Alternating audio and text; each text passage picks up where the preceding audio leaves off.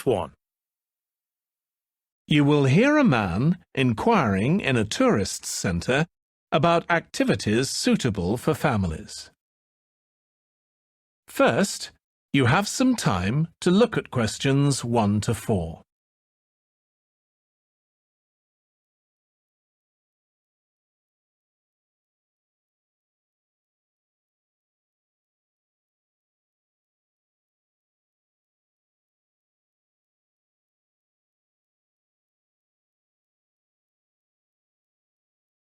Listen carefully and answer questions 1 to 4.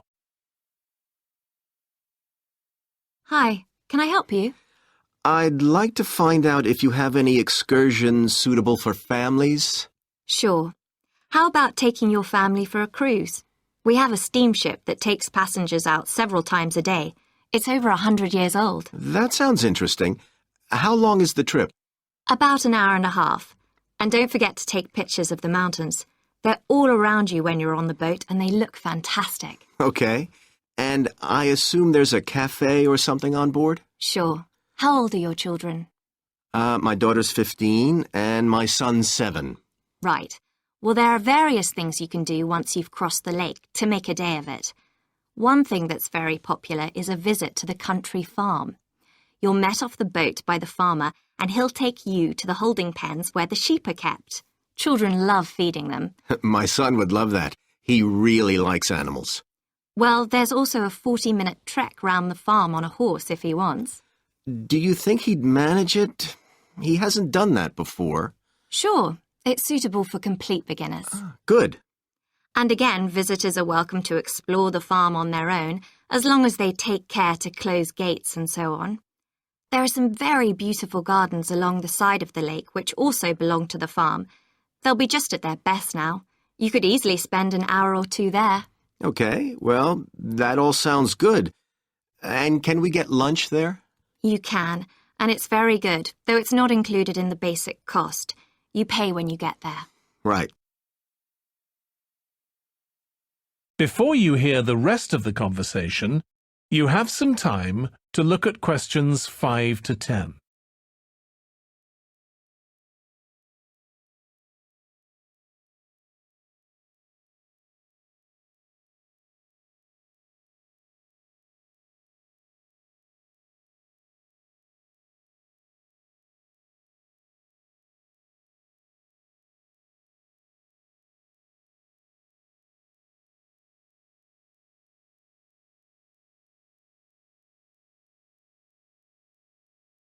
Now listen and answer questions 5 to 10.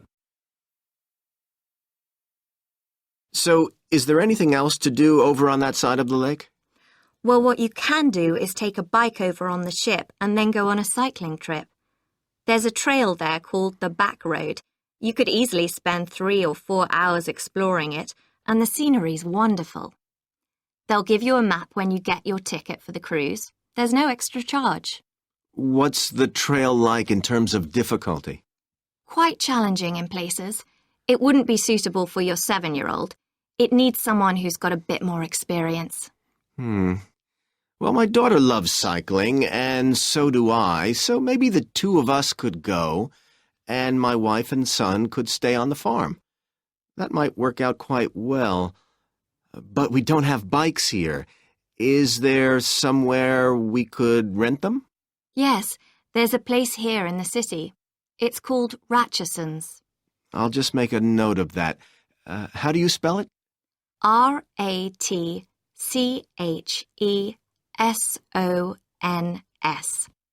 It's just by the cruise ship terminal. Okay. You'd also need to pick up a repair kit for the bike from there to take along with you, and you'd need to take along a snack and some water. It'd be best to get those in the city. Fine. That shouldn't be a problem. And I assume I can rent a helmet from the bike place. Sure, you should definitely get that. It's a great ride, but you want to be well prepared because it's very remote. You won't see any shops round there or anywhere to stay, so you need to get back in time for the last boat. Yeah. So what sort of prices are we looking at here? Let's see. That'd be 1 adult and 1 child for the cruise with farm tour. That's $117, and an adult and a child for the cruise only, so that's $214 altogether. Oh, wait a minute. How old did you say your daughter was? 15. Then I'm afraid it's $267 because she has to pay the adult fare, which is $75, instead of the child fare, which is $22. Sorry about that. That's okay. So how do we find out? That is the end of part 1. You will now have half a minute to check your answers.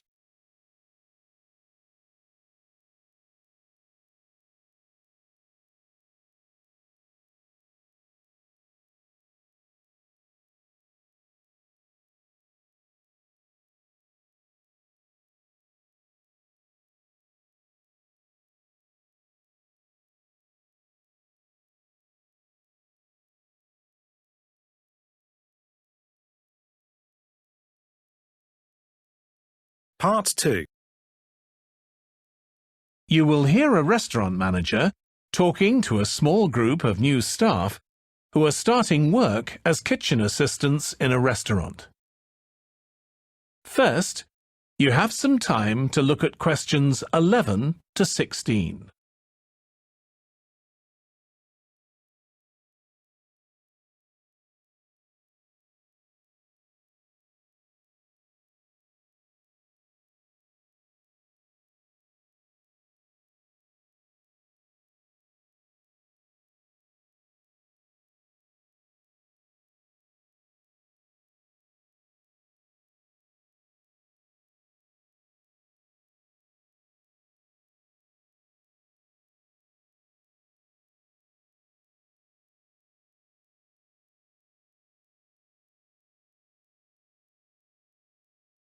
Now listen carefully and answer questions 11 to 16. Good morning, everyone. My name's Joy Parkins, and I'm the restaurant manager. And I understand that none of you have had any previous experience as kitchen assistants. Well, you might be feeling a bit nervous now, but most of our kitchen assistants say they enjoy the work. OK, they might get shouted at sometimes, but it's nothing personal, and they're pleased that they have so many different things to do, which means they never get bored.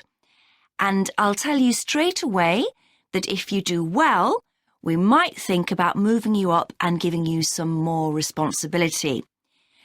Right, well, you've all shown up on time, which is an excellent start. Now, I'm glad to see none of you have unsuitable footwear, so that's good. You need to be careful as the floors can get very wet and slippery. Those of you with long hair have got it well out of the way, but some of you'll need to remove your rings and bracelets. Just put them somewhere safer today, and remember to leave them at home tomorrow, as they can be a safety hazard. Now, it's going to be a busy day for you all today. We don't have any tables free for this evening, and only a few for lunch. Fortunately, we've got our head chef back. He was away on holiday all last week, which meant the other chefs had extra work. Now, I'll tell you a bit more about the job in a minute, but first, some general regulations.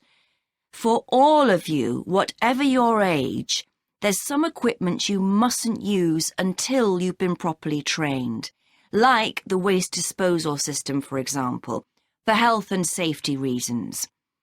Then I think there are 2 of you here who are under 18. That's Emma and Jake, isn't it? Right, so for you 2, the meat slicer is out of bounds, and of course none of you are allowed to use the electric mixer until you've been shown how it works. Now, you may have heard that this can be a stressful job, and I have to say that can be true. You'll be working an 8-hour day for the first week, though you'll have the chance to do overtime after that as well if you want to. But however long the hours are, you'll get a break in the middle. What you will find is that you're on your feet all day long, lifting and carrying, so if you're not fit now, you soon will be. You'll find you don't have much chance to take it easy. When someone tells you to do something, you need to do it straight away.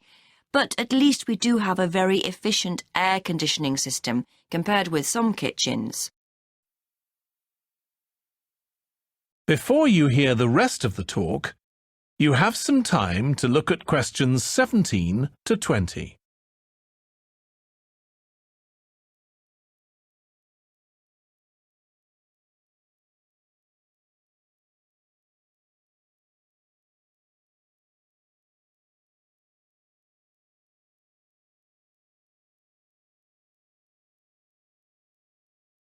Now listen and answer questions 17 to 20. Now, let me tell you about some of the people you need to know. So, as I said, I'm Joy Parkins, and I decide who does what during the day and how long they work for. I'll be trying to get you to work with as many different people in the kitchen as possible, so that you learn while you're on the job. One person whose name you must remember is David Field. If you injure yourself at all, even if it's really minor, you must report to him, and he'll make sure the incident is recorded and you get the appropriate treatment. He's trained to give basic treatment to staff himself, or he'll send you off somewhere else if necessary. Then there's Dexter Wills.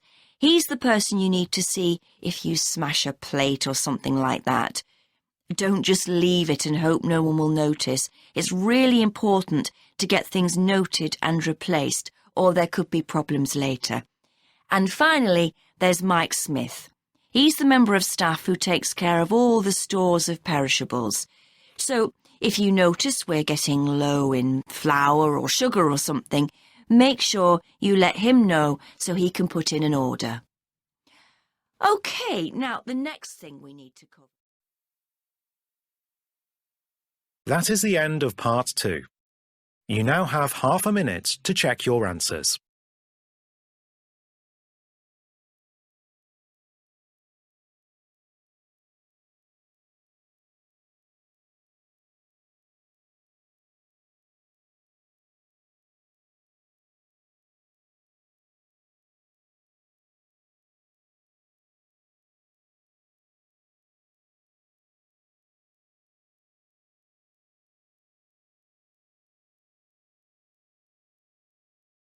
Part 3. You will hear two students called Trudy and Stuart, who are both studying to be librarians, discussing a paper that they are going to write together. First, you have some time to look at questions 21 to 23.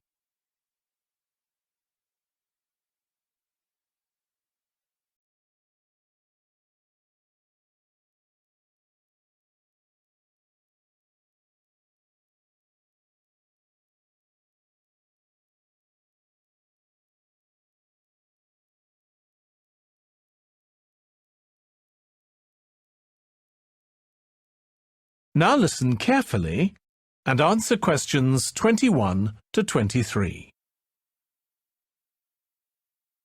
OK, Stuart, we need to start planning our paper on public libraries. Have you thought of an angle yet? Well, there's so much we could look into.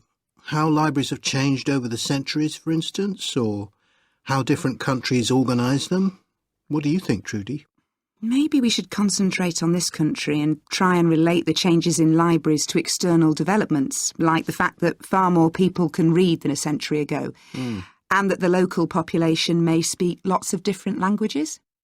We could include something about changes in the source of funding too. Yes, but remember we're only supposed to write a short paper, so it's probably best if we don't go into funding in any detail. Right. Well, shall we just brainstorm a few ideas to get started? OK. We obviously need to look at the impact of new technology, particularly the internet. Now that lots of books have been digitalised, people can access them from their own computers at home. And if everyone did that, libraries would be obsolete. Yes. But the digitalised books that are available online for free are mostly out of copyright, aren't they? And copyright in this country lasts for 70 years after the author dies. So you won't find the latest bestseller or up-to-date information. That's an important point. Anyway, I find it hard to concentrate when I'm reading a long text on a screen. I'd much rather read a physical book. And it takes longer to read on a screen. Oh, I prefer it. I suppose it's just a personal preference.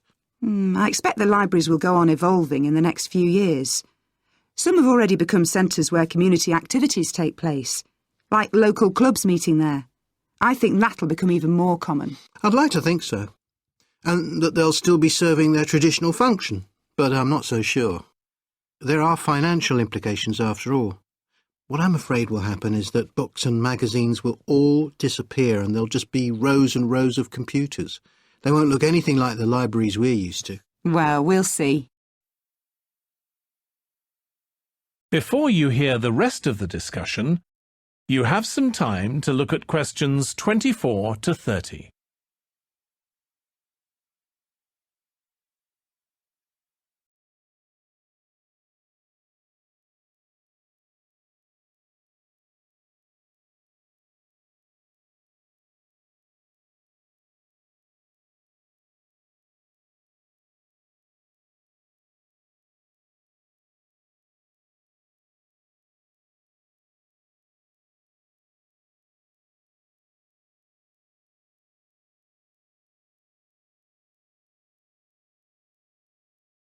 Now listen and answer questions 24 to 30.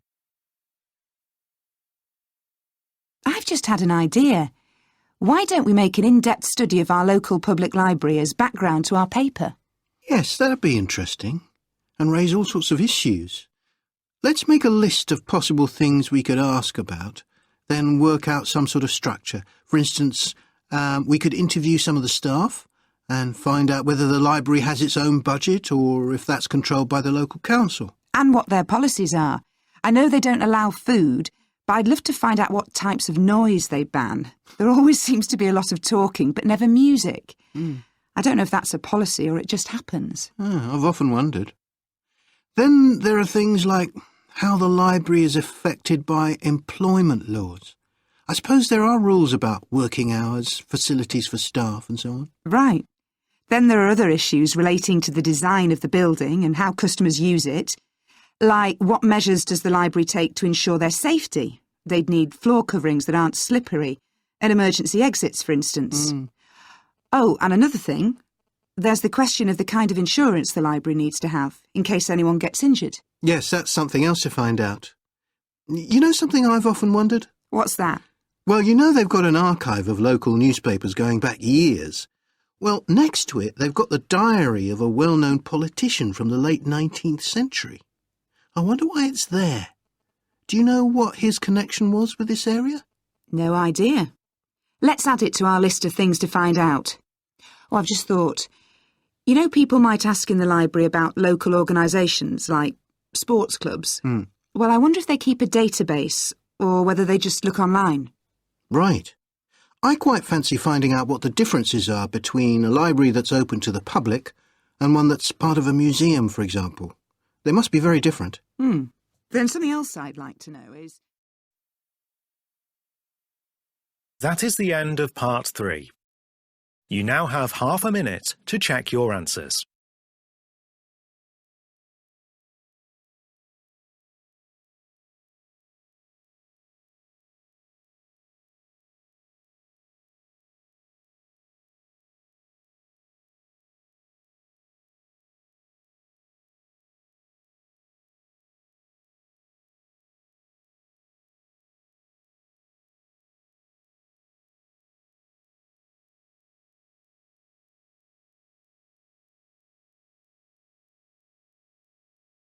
Part 4.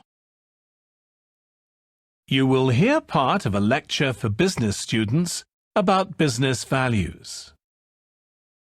First, you have some time to look at questions 31 to 40.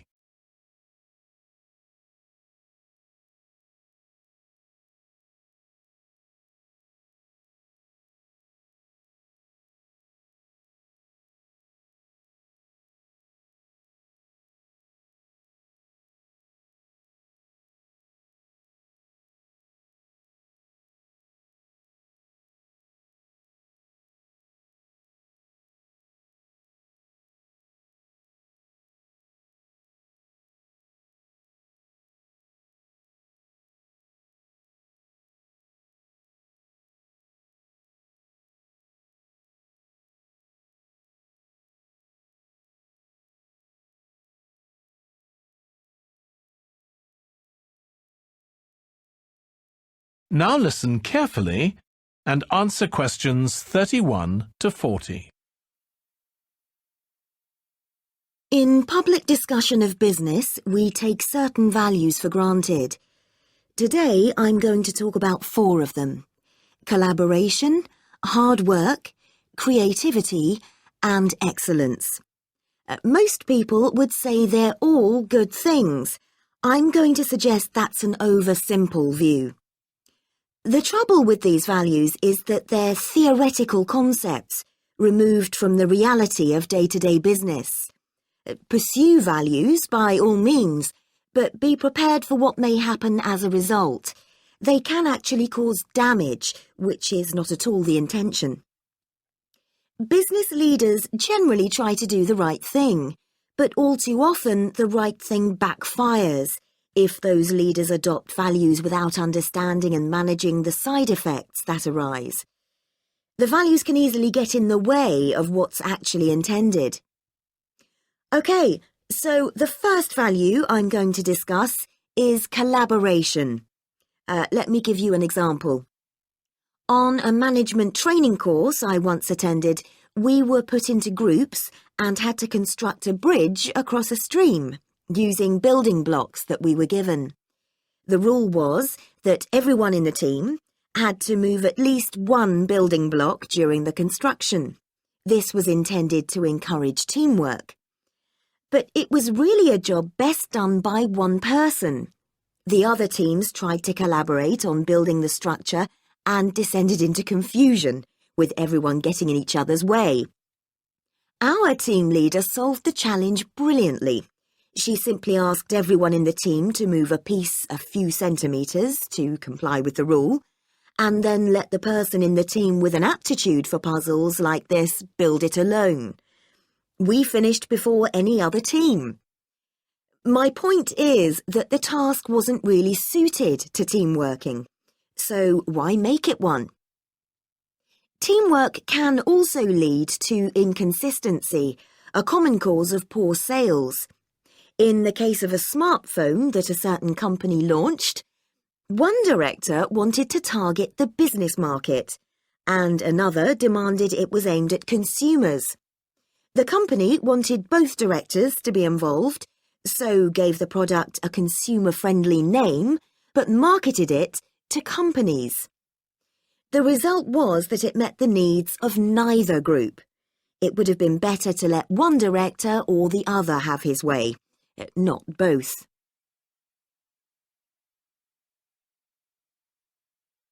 Now, industriousness, or hard work. It's easy to mock people who say they work hard. After all, a hamster running around in a wheel is working hard and getting nowhere. Of course, hard work is valuable, but only when properly targeted. Otherwise, it wastes the resources that companies value most, time and energy, and that's bad for the organisation. There's a management model that groups people according to 4 criteria: clever, hard-working, stupid, and lazy.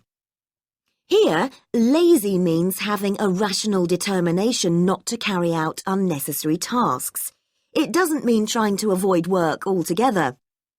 Most people display 2 of these characteristics, and the most valuable people are those who are both clever and lazy. They possess intellectual clarity, and they don't rush into making decisions. They come up with solutions to save the time and energy spent by the stupid and hard-working group. Instead of throwing more man-hours at a problem, the clever and lazy group looks for a more effective solution. Next, we come to creativity. This often works well. Creating an attention-grabbing TV commercial, for example, might lead to increased sales. But it isn't always a good thing. Some advertising campaigns are remembered for their creativity without having any effect on sales. This happened a few years ago with the launch of a chocolate bar. Subsequent research showed that plenty of consumers remembered the adverts, but had no idea what was being advertised. The trouble is that the creator derives pleasure from coming up with the idea and wrongly assumes the audience for the campaign will share that feeling. A company that brings out thousands of new products may seem more creative than a company that only has a few, but it may be too creative and make smaller profits. Creativity needs to be targeted to solve a problem that the company has identified. Just coming up with more and more novel products isn't necessarily a good thing. And finally, excellence.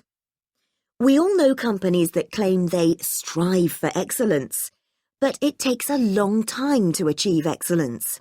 In business, being first with a product is more profitable than having the best product. A major study of company performance compared pioneers, that is, companies bringing out the first version of a particular product, with followers, the companies that copied and improved on that product.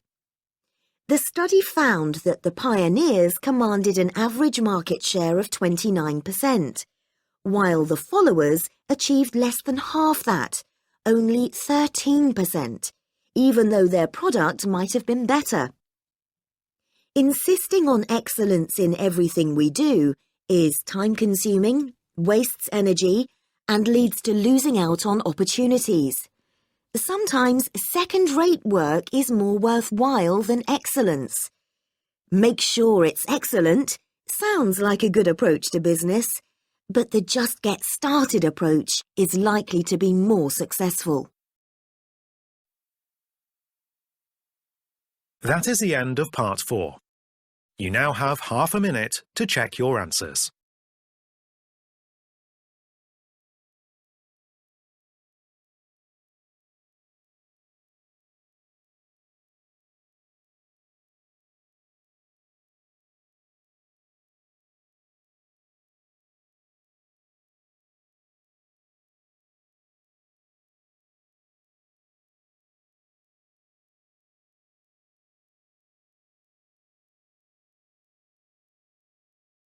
That is the end of the listening test. In the IELTS test, you would now have 10 minutes to transfer your answers to the listening answer sheet.